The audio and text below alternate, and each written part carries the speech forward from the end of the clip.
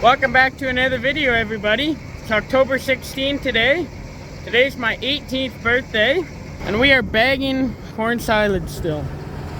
We've had quite a few headaches trying to bag corn silage this year. This bagger's a rental, and today, or this evening rather, when I was at school, they did 2 loads. Take me a bit to get it set up, but this gear here had to be re-welded because the outside of the gear and the inside of the gear were rotating separately and they shouldn't. So we had to deal with that. So now we're dealing with the repercussions of all that, I guess, to a certain extent. So right now we're trying to get this bag packed again. You can see right there's where the bag broke. Right there's where we were packing before. We're having some little bit of issues still trying to get it good. So we have what you call, I referred to it in another video, a bag stretch line. It's on the other side. Don't worry, I only climb over the PTO shaft when it's off. So we have what you call a bag stretch line. You can see over here we're making a much tighter bag, 28 centimeters, which the max we could do is right around that 28, 29, as it's 11 inches. All I know is 28 is that max stretch. Don't want to go over. Over here you can see we're struggling. We are now at 27.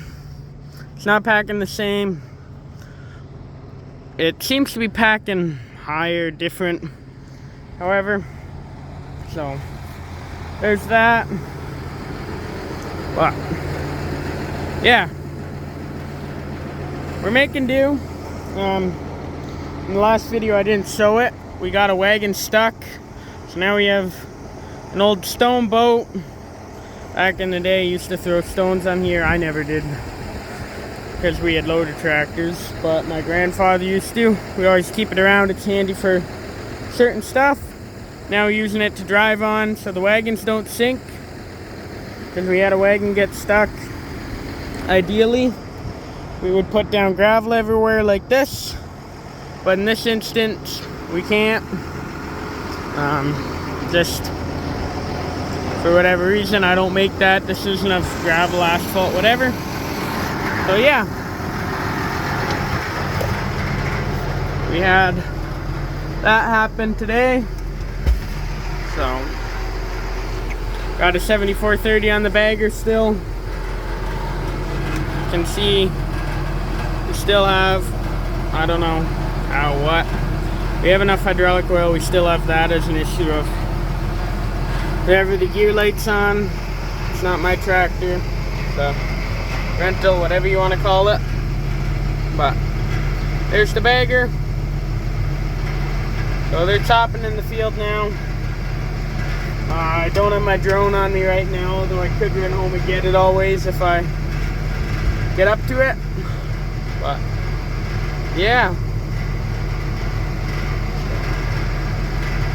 there we go. Keep you updated. I'll show you some footage of it running. There you go, that's what it looks like bagging. Been pretty busy out there forking stuff around and adjusting wagons, so I'm not always in here. So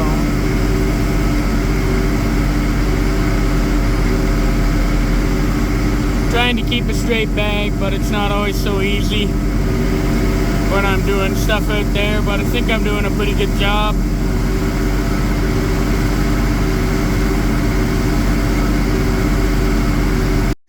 Alright, so we're almost out of this sticky area where the water was.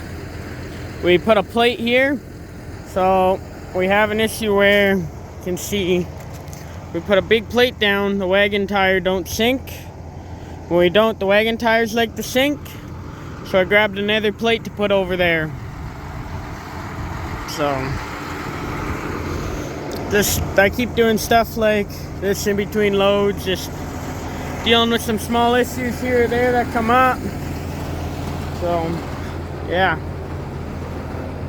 we're almost good where there isn't any mud left, but yeah. Ag bag stuff can be interesting sometimes. Huh. Anyway, making do. So while I was working here, or in this tractor, I was given a few tasks to do. One of them was to fix the time. So if you've looked at this display in the previous videos, the time was wrong. I got it sorted out. It's really confusing this. Oh, I better go back to this here. There, that's a better camera. Like, it's a really confusing display. When you're learning, I figured it out. I read the manual. So I managed to get the time set, 10th month, 16th date, 23rd year. All of that sorted out. I also was in charge of fixing this one up here, and I got that sorted. So, there. Perfect. So, Leonard will be happy I got all of his little things figured out on this tractor. Another thing was these front lights. So, got that sorted. How to get out of here. I think we just go to there. Yeah. So, yeah, we had to figure out these front lights. This tractor has had 3 owners now, and it only has, well, it says it here, 2,500 hours. So, yeah. Anyway. Alright. You can see out there we got our 6430 in a chain. Can only guess what that meant. 2350 got stuck with the wagon, and had to encourage it along a little bit. When I say encourage, I mean we really had to. For half the load we had to pull it around trying to get it to go. So there comes Dad with another load. It's just this one section we're in, we seem to have too much mud. It's not there, but the mud is over there by the chute. We've got pretty much everything we can down to try and stop it. We've got plywood down, we've got some gravel in there, hard packed dirt. Yeah, we got those metal plates. Like, I don't know, we're running out of options. But we're making do. It just sucks. But I guess when we make corn silage on my birthday, we gotta make it a time to remember, right? Playing in the mud. Not ideal. You might be wondering, why don't you pull wagons with that tractor? 2 reasons. 1, it still wouldn't be able to do it alone. And 2, we're still waiting on that synchro for C-range to put in there. So it's not actually that nice of a wagon pulling tractor right now because C gear isn't smooth. So then you gotta go from B to D, and it's honestly not that nice of a wagon pulling tractor. It just isn't quite what we're going for, I'll say it that way. Versus that 2350, it's only 1 step down, this is 2. Just a little more of a big tractor for a job that doesn't require it. Anyway, Dad's coming around, I gotta help. It's enough rambling for now.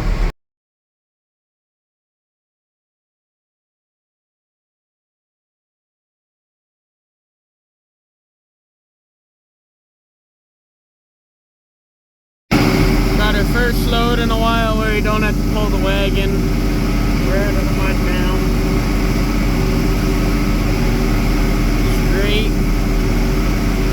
Bagging along.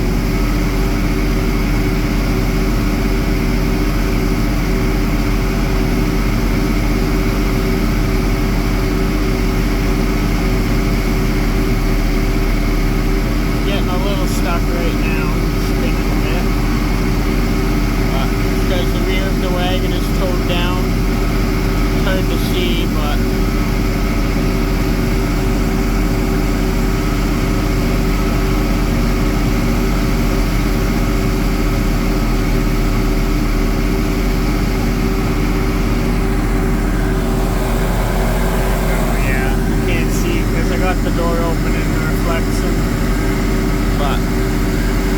had the 2750 running wagons earlier, but it sprung a coolant leak or it blew a line. So we had to switch to the 2350.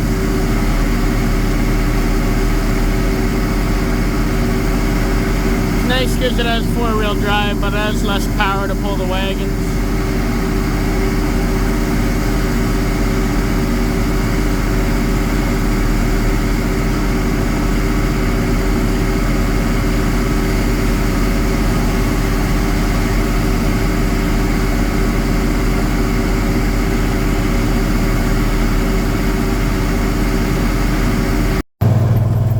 Over the hill there, but we're having some chopper issues.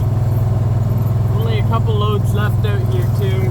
Here, the gated windshield is blocking it too. So I'm gonna go out and I'm gonna help. I shut down the bagger tractor, shut it off, all that. So no clue what it is, but we'll get it sorted hopefully. Alrighty. After what took way longer than it should have, our fourth wagon harvester, all that's ready to go. Just the harvester. It's now Tuesday, October 17th. Dad's pulling out of the field. Mom's gonna start chopping there. Gonna finish this. Gonna be late. So it's rough out here, bumpy. But yeah, anyway, I gotta catch up to Dad so I can start up the ag bagger again and all that fun stuff, because I wasn't about to leave that 60 or 7430 idling for all that time. Would have been around half an hour. No one's there.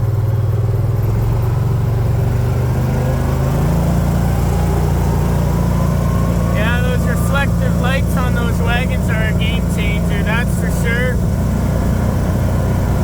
In other news, I just got an email that I was accepted to the YouTube partnership program, which means I can now be monetized. The unfortunate news is I need more watch hours and subscribers. I need not a whole lot more watch hours. I'll have that by the time I get this video out. I think around maybe 120 more. But I need like 300 subscribers more. So the criteria is 1,000 subscribers, 4,000 watch hours. So.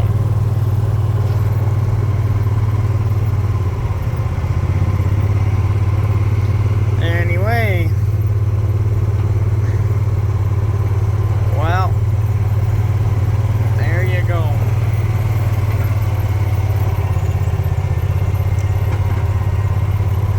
Ag bagger time. That's backing up out of the way. We for sure have 2 more loads standing tonight. So, yeah. There's another one done. This ag bag will hold it. Pretty sure we got around 10 folds left.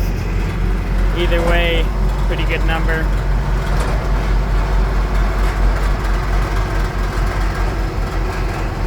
Yeah.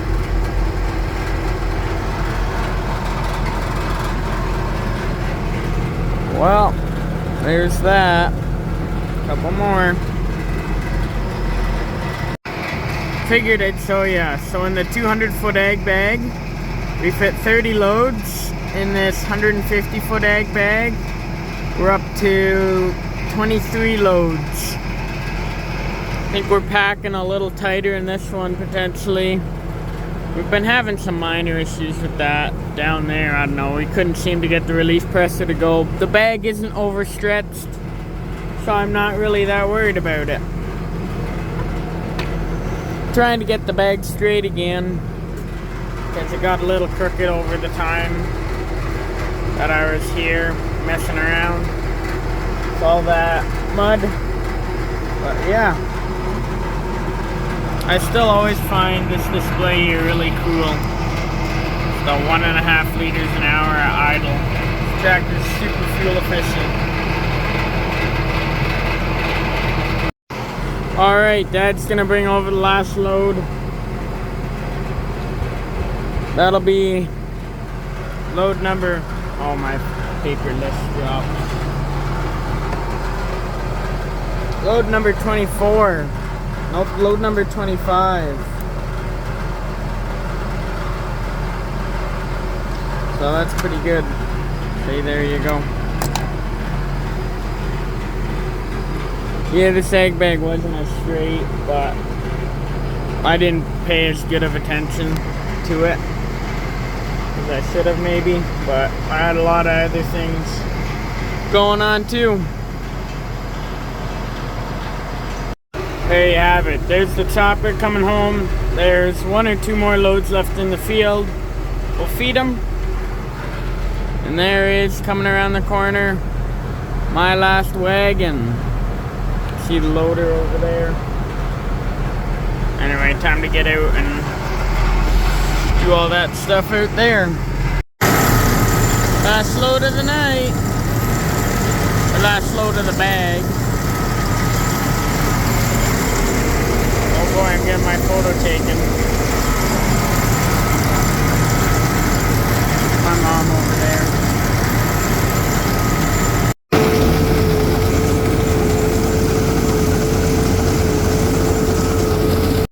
Well, there you have it. 1:30 a.m. Last wagon's heading out. So, we fit 25 loads in a 150-foot bag. It's a very crooked bag. I had a lot going on, and to be honest, I'm not perfect at egg bags. Not very straight at them, but there you go. Show you sometime in the day. It's a little weavy, but that's alright, I guess. So, there's that. We now have more corn silage in a 200-foot egg bag and a 150-foot egg bag than we do in our 65 by, oh crap, I don't know, 65-foot silo. Pulling the blank, it's 1:30 in the morning. I know, it's just flew past my mind. So, tractor's been cooling off. Just someone else's tractor, don't want to set it off hot. So, yeah. Anyway. Probably good now to shut her down.